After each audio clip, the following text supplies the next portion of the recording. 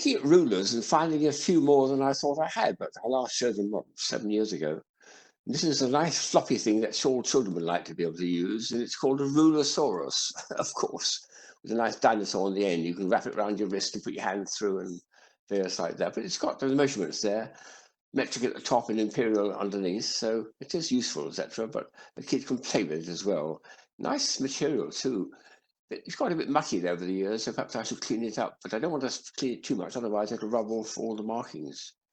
A rulersauras, have you seen it before? Nor had I, so nice one. And here's a very interesting idea, because it's one of those things that measures your reaction time. It is a ruler, but the idea is when you're using it, is to hold it vertically, put your fingers here, and then your partner or your friend drops it, and you've got to catch it as it releases and see what your reaction time is as it drops under gravity, to show how quick your reaction is. As soon as you start to see it move, you've got to do a bit of that. So it's a nice way of stop there, see what my measurement of my reaction time is.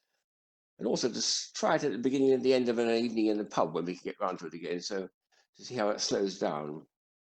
A reaction ruler is something I haven't seen before. This is something I've mentioned before, that we have a lot of rulers which are showing history.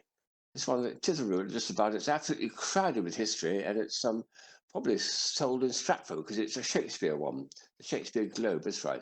It's showing the whole series of Shakespeare's work, all the way from the first play through to the last one, and the year in which he did them as well. So a nice way of recording the bard and all his works at the same time. It is a useful ruler. So children are studying Shakespeare, this is a jolly good thing to have on their desk.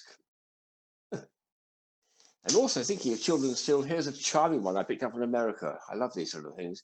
It's called a 1 foot rule and a centipede rule. There's the 1 foot rule. It looks like a foot. To use it, you've got to use it this way to read it, never mind. But anyway, it's a 1 foot rule, looks like a large foot. And this one, that's called centipede, is like the word centimetre. So again, if you want to read it, you've actually got to turn it upside down to read the centimetres there. And it's just made of cardboard. It's quite sweet. It's got a little thing attached to the child's belt, and I picked up in the States about 30 years ago, I think it was. A nice one. The last one is a very, very clever bit of mathematics. It's called, it's very rare, this one, certainly. It's called a primary numbers ruler. This is very rare because it's much in demand, and it's only sold, apparently, in a shop in Kyoto, Kyoto University. It's made by a group of students there at Kyoto who call themselves the Laboratory of Further Benefit of a Kind of Inconvenience. It is inconvenient. It's got the prime numbers 1 up to 17 there. And what can you use it for?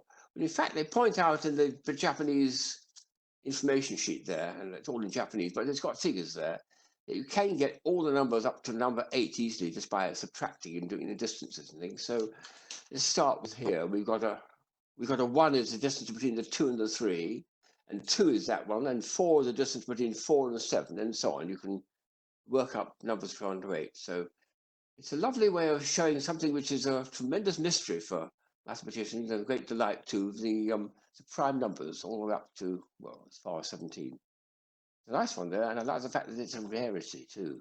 Ooh.